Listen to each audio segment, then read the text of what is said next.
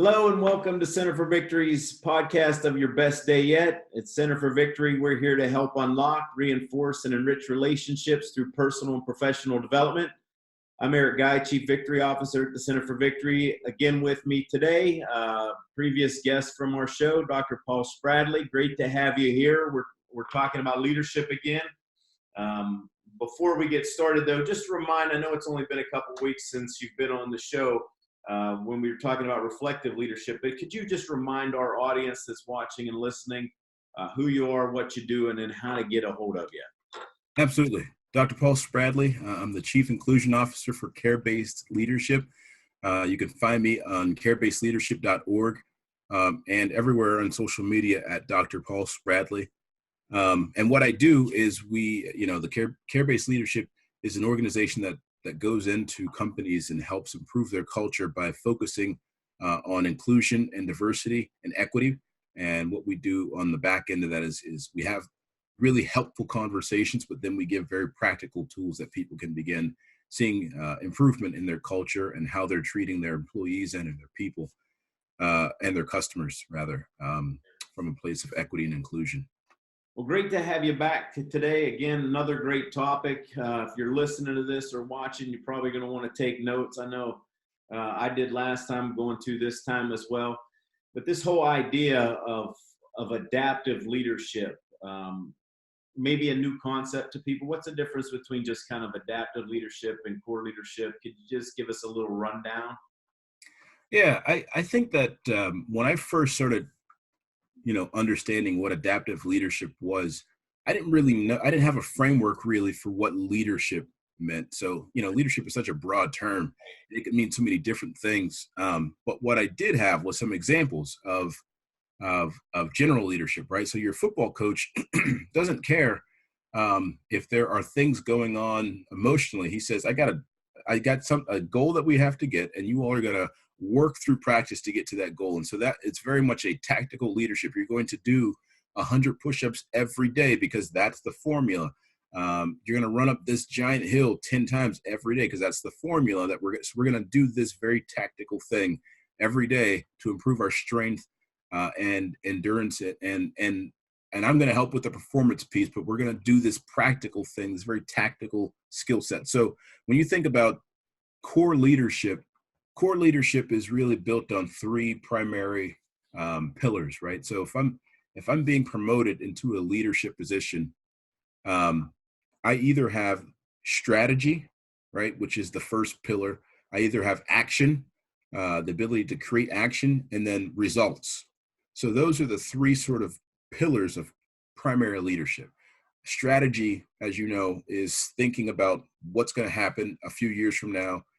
The be able to have vision. I've got great business acumen, so I have a really solid understanding of this company and what we do well. So I've got great vision and sort of movement in that space, and I'm able to plan.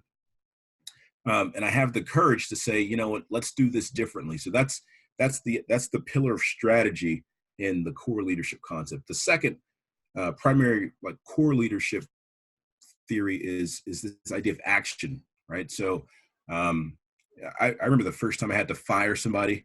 That's an action that a lot of people can't or won't do. So they don't want to be leaders because they don't want to have to make those kinds of decisions, that tough decision.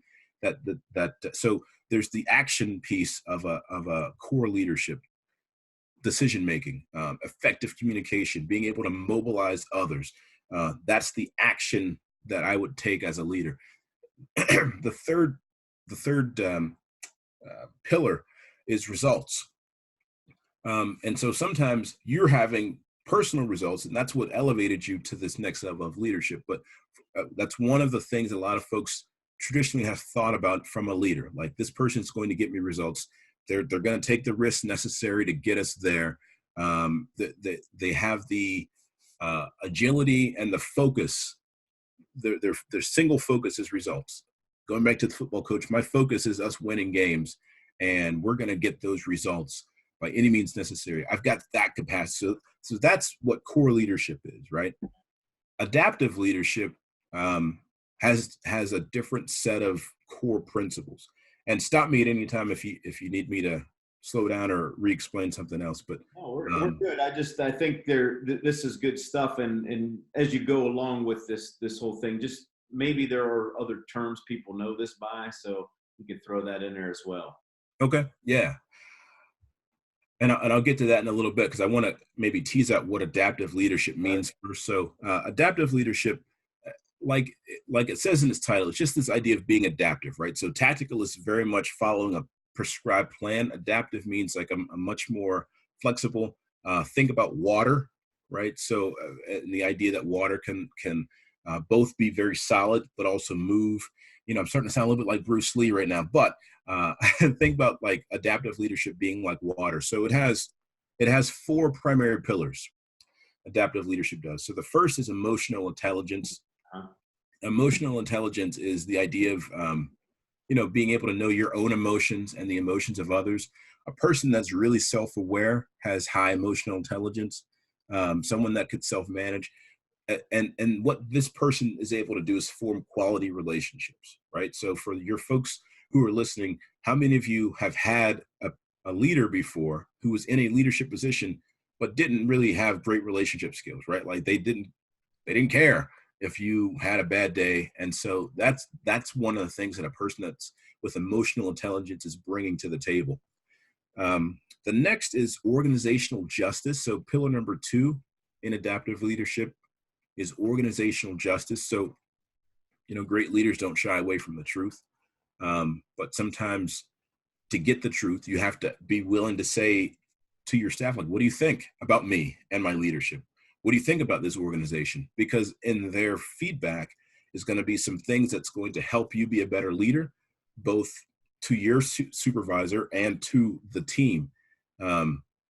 This also makes people feel respected, right? Like, so when they know that they have a leader who is seeking the truth, but also asking for honest feedback, this organizational justice pillar means that I, as an employee, am going to feel respected and valued because of how you're navigating your space as a leader. Mm-hmm. So that's organizational justice. That's the second, pillar. The third pillar is character. Am I a person of integrity, or am I two-faced? Which is, sometimes one of the stereotypes of folks. The higher up you move, the dirtier you have to become in an organization, right? Like you have to do some things that are a little bit shady, but that isn't always the case. Am I a person of integrity and willing to hold on to that integrity as I move up? Do I have credibility with what I'm saying? Can I value differences, right? Or is it my way or the highway, right? So character is sort of a framework, is the third pillar of adaptive leadership. And then the fourth, which I think is really, really important, and it's oftentimes in some organizations, because they're so focused, going back to the core leadership, they're so focused on results, they fail to adequately support the leadership team through the fourth pillar is development. Okay, so we talked about emotional intelligence, organizational justice, character, and then this fourth pillar is development. Development means that I, as a leader, am committed to lifelong learning, right? Like, so I've been in organizations before where the senior leadership, they don't have mentors. They're just operating and they operate at a high level because they've been doing this work either for a long time or they've been seeing really excellent results, but they're not being pushed to be developed in any way. So, that's a space where a lot of times a person isn't as adaptive because they don't have new content knowledge. They don't know what the new best practices are. They know what has worked for a long time for them, but they're not understanding what's coming down the pipe. And consequently, they're not as strong as in developing others. Does that make sense? Yeah, I wonder how this is fascinating stuff to think about, and I will say I know most companies don't do this, and they should, and if they don't, this is a great time to start doing this. But sidetrack this and then go. Is it advantageous to have this kind of leadership in your home? I know we talk professionally, but let's talk a little personally. What does this mean to have this kind of leadership in your home? If I were a, a, a betting man, I would say that adaptive leadership came out of being a parent, because like it's, man, like if you've ever had to try to put a kid in a car seat and take another one to school, and like you want to be somewhere on time, like you can't stick to a plan being a parent, or even like just the idea of being in a committed relationship with your wife, your husband. Things change, and we have to be open to that change. We have to be adaptive. It's very much the kind of thing that I think some parents can do well, right? This idea of development, the idea of character, and character as a parent means like who do your kids see? Are you the same person all the time, or are you a different person when we're out in public, right? Are you know what I'm saying? Like, are you are you this other person in public, but then you get home and you're like a bit more aggressive or whatever? Organizational justice in the family means decision fairness. How am I making this decision? I happen to, like parents aren't supposed to say I have a favorite child, but sometimes they do. And am I making decisions in a way that is just, right? Is this child getting punished for 3 weeks, and this one, a few weeks later when they do the same thing, I'm only giving them 1 week of punishment away from their electronics or whatever, things like that. So I think that the parallel is very much there, but adaptive, just the idea of being adaptive. And I think that for my, with looking at this whole concept inside the family with that organizational justice, just being able to fess up and say, yes, right. Yeah, I did make a decision, or yes, it was different. Yep. Well, I have a son and I have a daughter. My son's 19, my daughter's 18. The other day she said, you're a lot harder with people that I want to be around than you are our brother. And I said, you're right. Is that I'm not going to hide that. Like, you're my daughter, and right there, there's different things that boys want. I'm well aware of that because I was one, and it is a little bit different. So yeah, you're right. Is it, but it being able to take her feedback, is it too much? Is it too little? And where am I willing to bend and adapt to that? But really telling her like, yeah, you're right. Like, I'm not going to hide the fact that it's different, like, because it is. But you also have a why, right? Like there's a why that you've now have an opportunity to communicate to your daughter about why you are harder on her, because you've seen how a 19-year-old boy's mind works, or, what I'm saying? So like you have a why. And I think that actually transitions us well into this other, when I think about adaptive leadership, I think about adaptive leadership in connection with other leadership, and then other terms start to emerge. Okay. So sometimes people might have heard of things like leading from the swamp, or leading from the balcony versus the dance floor. In both of those situations, they're very much talking about this idea of being adaptive and flexible to the situation that you're in. But one of the things that's consistent is like, what's the why behind it, right? Okay. If you're an adaptive leader and you're looking to have high emotional intelligence with your employees, one of the things is they might challenge you and ask you questions like, why are we doing this?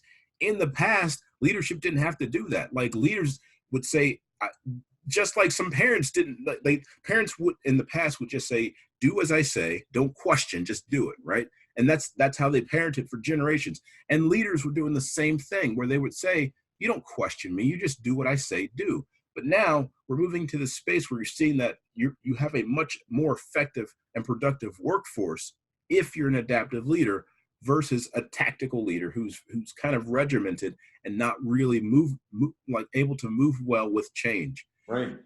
And understanding, like in your situation, your analogy with your daughter, the why for you and being able to communicate that why is different than once upon a time where people would say, I have a why in my head, or maybe I don't have a why, But either way, you're not supposed to be asking me, right? Like the idea is I'm here and you're here, and let's just keep it there.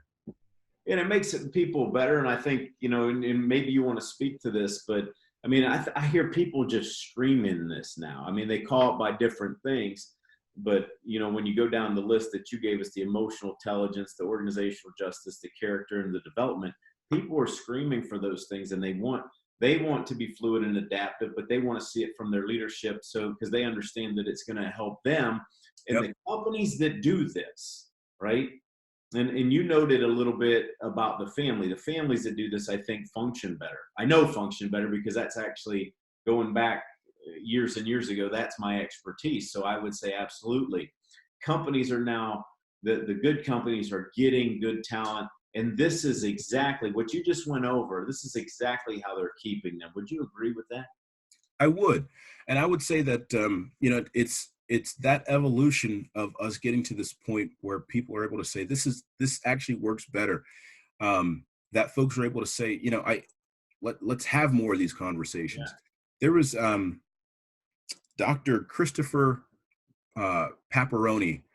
He was the one who's the founder behind the idea, leading from the swamp versus the high ground, right? So if you just typed in leading from the swamp or versus the high ground, you'll come up with all of these videos and analogies in Google that will talk about this idea of essentially adaptive leadership. But it's the idea that when you're in the swamp, things feel sticky and muddy, and it's hard to navigate where you're going. But that's where the problems are at, right? Like that's where things are happening that people care about. If you go up to a higher place, which a lot of times leaders are, they're just they feel that their role is, I'm up in this higher place and I'm setting the vision and I'm setting the goals. And so the stuff that's down here doesn't concern me, because I need to make sure that we're reaching this end goal. The thing is though, if you're not addressing what's happening in the swamp, if you're not addressing the conflict that is arising between two more people. So Dr. Christopher Paparoni, he came up with this term, well, not the term, but like there's these letters, VUCA, V-U-C-A. So VUCA stands for, the swamp is volatile. So V for volatile. U is uncertain. C is complex. And A is ambiguous. Volatile, uncertain, complex, and ambiguous, VUCA. And he says that is what is in the swamp. And when you go into a professional organization, there are some people who don't want to deal with that. So they'll stay up here and try to keep things at a high level, but you can't. Like an adaptive leader has to be able to be up here and move down here and figure out when to be in both. Because I might need to be in the swamp for like a week and a half straight and just be all up in the swamp, right? Because I need to be there as a leader to understand what's going on before I can go back up here and then set a proper course of action from the high ground, right? So with Dr. Christopher Paparoni, the opposite of being in the swamp, so VUCA, the opposite of that VUCA, so volatile, uncertain, complex, and ambiguous, the opposite of that is having vision, having understanding, having clarity, and having agility. Oh, good stuff. And when you hear, and what's interesting is when you hear these words, right, like agility is the same thing as being adaptive. It's all about this idea of being fluid and being able to adapt to the situation. So if you need to be in the swamp for a little bit and then you need to go to the high ground, how do you manage that well? How do you do this in a way where you're agile, but you have a clear why, like we talked about earlier, and you understand the problems from a high level? Like, here's what the organization is trying to accomplish. Here's what my people need in order to accomplish what the organization wants to accomplish, that they haven't been heard. Like the staff just haven't been heard from in a long time. I was doing a diversity training at an organization a couple of weeks ago, and I had to break up into small groups of 3. And they were talking about situations like tensions that might have come up around culture. And I happened to walk to the back of the room, and there's a woman that was saying, like, we don't talk about it here. This is a really nice place to work, but sometimes I don't feel well. Like, I don't feel welcomed as a Black woman, both as a person of color and as a woman. And the people that she was talking to were just like, And so they had nothing, their mouths were open. I said, and so I asked the gentleman, I said, what do you think about what she just said? And the gentleman said, I had no idea. Right. Now he's a colleague and he had no clue. Now think about if the management just has no clue Right. that there's this tension that might not be an issue right now, but could be down the road because because we don't have a clear understanding of what our people that are in the swamp every day are dealing with, what they're thinking about, what their trigger points are. We don't have that understanding because we're perched in our high ground in this space where we're in the visioning and planning. And so and actually, let me pause there before I jump into sort of this third analogy of balcony and leadership. And just, did you have any thoughts or anything you want to jump in and say? No, I'm just, again, I'm thinking about, how this pertains, if we would do these things inside of our homes. Like I see all these parents, again, standing up way up here, and, you don't get down in the weeds with your kids. When you do that, I mean, that's where connection happens. That's where I'll use my terms, emotional regulation happens. And then you can have the conversations that you need to have, but then you learn there, but you actually learn how to be, in that case, a better parent or a better leader. Yep. From the people that are in it. I said this in our last episode, man, the last time I was on your show, but this idea that I didn't have a blueprint on how to be a husband. And so I came into a VUCA situation. It was volatile, uncertain, complex, and ambiguous.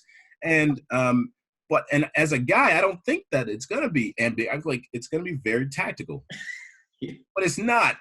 I have to and so as old as time, this idea that men and women are very different. Yes, sir.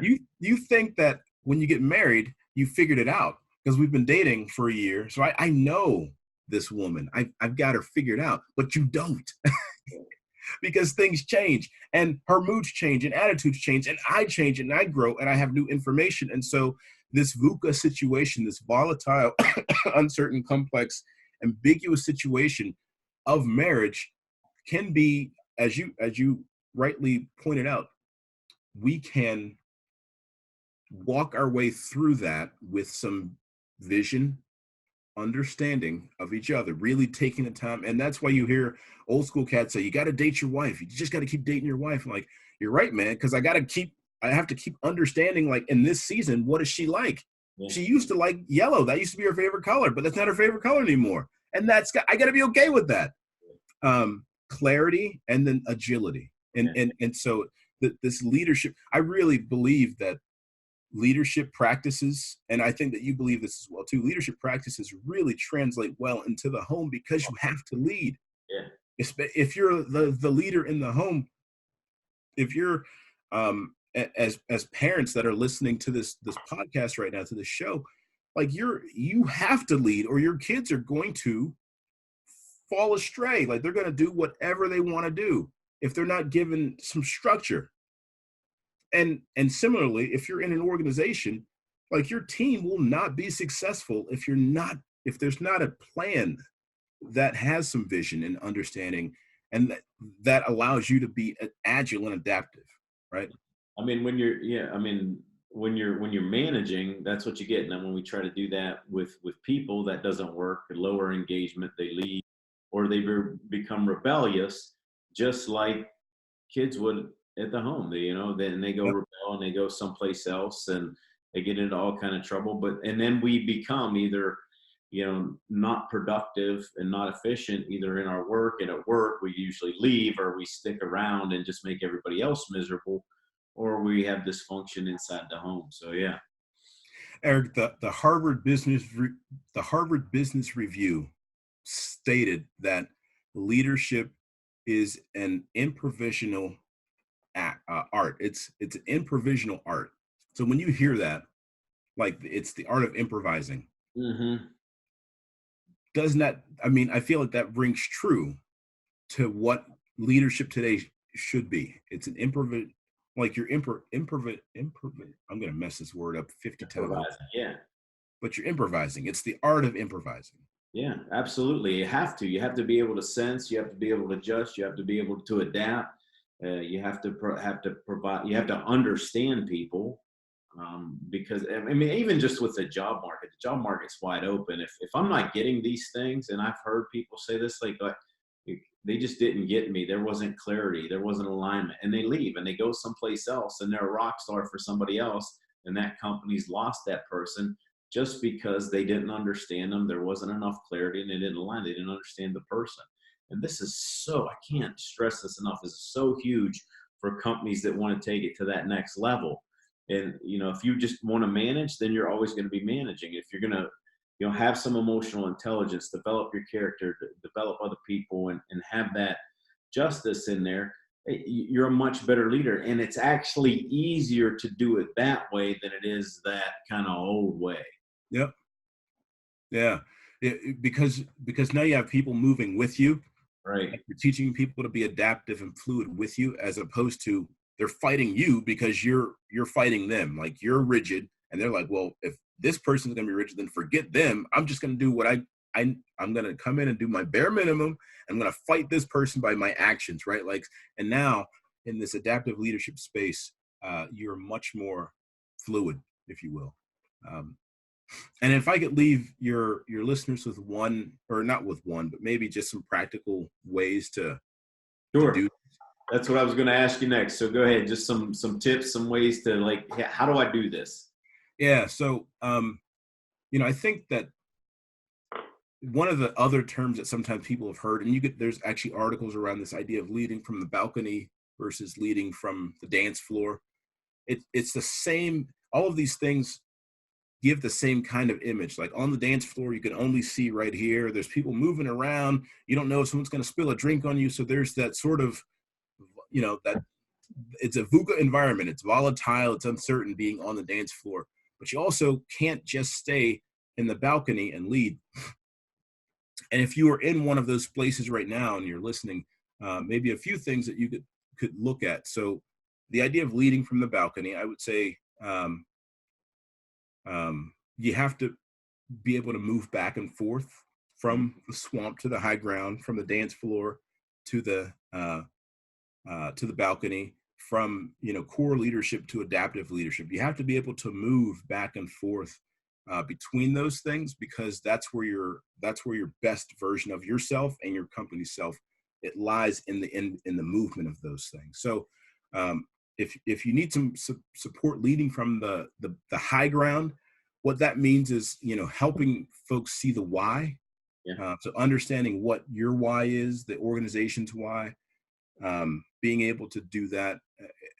What that does is allows you to people to come around your vision, and you want to envision the practices that are going to help achieve that long term, right? So that's really a lot of what being on the balcony is about. Again, like I said in the last episode, that might mean being reflective, writing down some of your goals and things. If you're not already doing that with your supervisor, or if you are the supervisor, you've got to find someone that's going to hold you accountable in your long-term thinking. Be aware that managing change is just as important as the change itself. When I left my last place of employment, I had a 20-year-old, a 30-year-old, a 40-year-old, a 50-year-old, and a 60-year-old all in the same office that I was managing. Now, that provides some some uncertain just ways of thinking, and the change is going to be there. Like, I have to manage. There's change in personalities and attitudes, but we're working at this point now, this group, towards a vision. Yeah. That's me leading from the balcony. That's me being on the high ground. That's me being an adaptive leader. We're working towards this space where it doesn't quite matter what our age is, because we have this vision and we're all bringing different gifts and skill sets towards this thing. Mm-hmm. When you come down to the floor, when you're in the swamp, making good, solid, clear actions and putting initiatives in place that support the vision, right? So, I'll go back to your example with your family. You are tougher in certain situations for protection purposes, and there's a why behind that. And so that being tough, those are the actions that follow that why. Yeah. Like I'm trying to protect you from this because I've seen this. And so here are the actions that are aligned up with that. So when you're on the floor, make sure that you have actions that are lined up with the vision and not just actions because you're the boss, because I say so, because I'm the parent, right? Which that's I laugh because like that was half of my childhood, right? Like you just listen to what I say and I'm like, all right, but I got a couple questions. Yeah. No question. Also when you're on the floor, when you're leading from the floor, you want to be present, you want to be engaged. And I think that goes back to that emotional intelligence. You want to be active up front, because the people that you're leading, you need to hear from them. Like when you're in the swamp or you're in this space, like you need to be engaged with folks that are doing this day to day at a different level than you are. Right.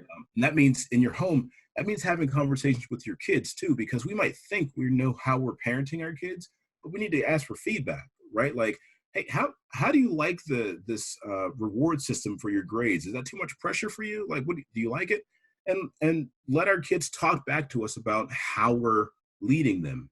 Let your employees talk back to you about how you're leading them. You've got to be willing to have that conversation to grow as a leader, but also for your organization to grow as well too. I talk about the idea of having accountability a lot. Just make sure that you're wherever you're at on the floor or leading from the high ground, that you have some folks that you can be accountable with, that you can run some ideas off of. And even if you need to start with yourself by being reflective and writing some thoughts down, make sure that you have someone that could listen and give you feedback in this space, because it's not easy. That's one of the things that I give, the folks that are listening right now who are leaders or who are aspiring leaders. It's not easy. And so I give you so much kudos and credit because you're leaning into this space to do things that not everybody wants to do. Mhm.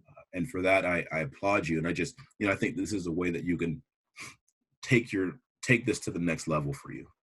Absolutely. That always, my friend, great stuff, great tidbits. I mean, lots of notes today. I'm sure everybody listening or watching this has good things to pull out of this that they can use, right now, as soon as they go out, either in their homes, in their communities, in their work environments. But that's all for today, folks. We really appreciate you watching. Make sure to leave this video a like and leave a comment down in the comment section below if you would. We also appreciate if you hit the subscribe button as well as the bell icon to get notified when we post next. If you'd like more information, always visit us at centerforvictory.com. And we always leave you with this, is that wherever you're at, whatever you're doing, make this your best day yet. See you next time.